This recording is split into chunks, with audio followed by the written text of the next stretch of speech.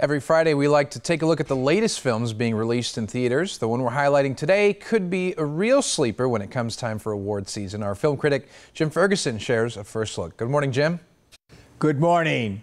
Today's Hollywood happening looks at the powerful drama Blindspotting, starring David Diggs as Colin, who must make it through his final 3 days of probation. His best friend since childhood, Miles, played by Rafael Casal, is a real troublemaker, and making it through the 3 days is a wild journey through the rough Oakland neighborhood that they grew up in. Guys, I really enjoyed this film. Growing up on the south side of Chicago, I could relate to a lot of it, believe me. A different time period, of course, but still same problems, you know. Let's begin with the title, Blindspotting. Does it have something to do with being able to see the full picture? Is that what we're looking at? Yeah, it is. It's based on a phenomenon often taught in early psychology classes, like a 101 psych class will teach you about Rubens' vase, and it's a picture of a vase and also two faces, and sort of all of your experience leading up to right now condition you to see one or the other.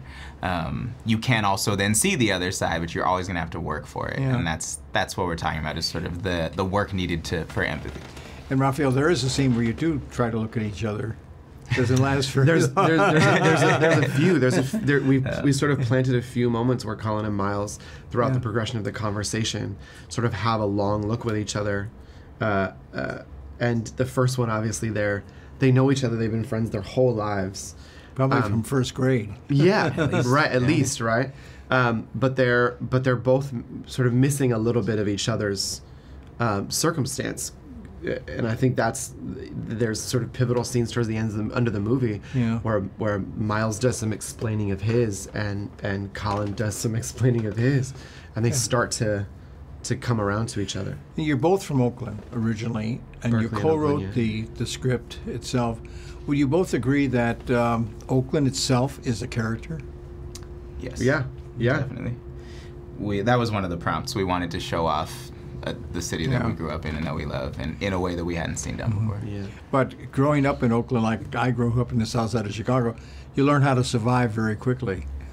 Yeah, you do, and you also laugh a lot, and you also, I mean, there's I think we get a lot of credit for sort of massaging tonal shifts in this film, but I think most of that was just trying to be honest to the place we grew up in, where like the saddest and happiest days of your life are sometimes the same day. I like the idea of the suspense. This guy's on probation for 3 days, and it keeps coming up there day one, and you wonder, is he ever going to make it? Colin, I'm talking about your character. Yeah. I think that is sort of the bigger question about probation in general. Like, is this?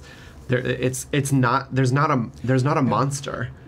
There's just a social norm of probation and a real circumstance of the tension between black bodies and police.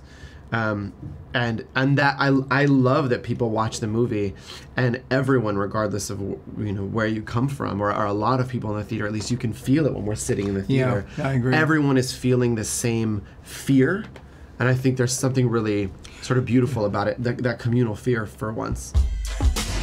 What is this? Oh, hey, I would like to get out. Look at this! A better one in the glove, though. Yeah. I ain't trying to go back to jail. $200 let me for Colin's. Not Colin's gun. Very nice.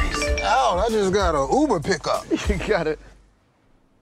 Is this an Uber? Hell yeah. Tell him, slow down.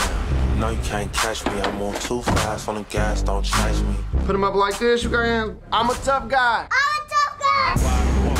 3 a.m. Do me a favor. I got 3 days left on this probation. When you got that gun on you, just don't tell me about it. Plausible deniability. Oh, do you mean this gun? Get out. Good night, Colin. Yo, bro. Stop! Stop! Don't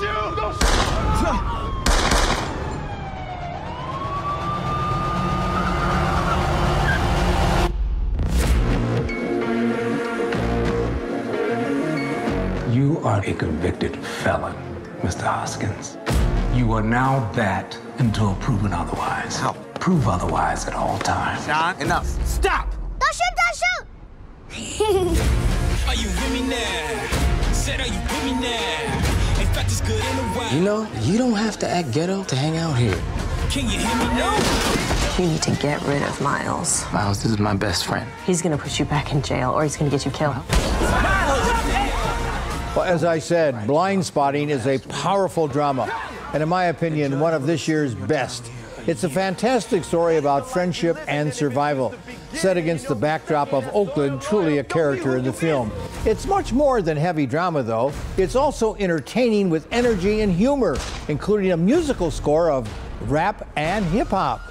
David Diggs, who won the Tony Award for Hamilton, gives an outstanding performance, as does his co-star, Rafael Casal. It's rated R. My grade, a strong B+. Well, also opening today, the musical comedy Mamma Mia, Here We Go Again, starring Meryl Streep and Cher, Equalizer 2, starring Denzel Washington, and the horror thriller Unfriended Dark Web. I'm going to see you right here next Tuesday on The Morning Blend with some of the stars of Mission Impossible Fallout.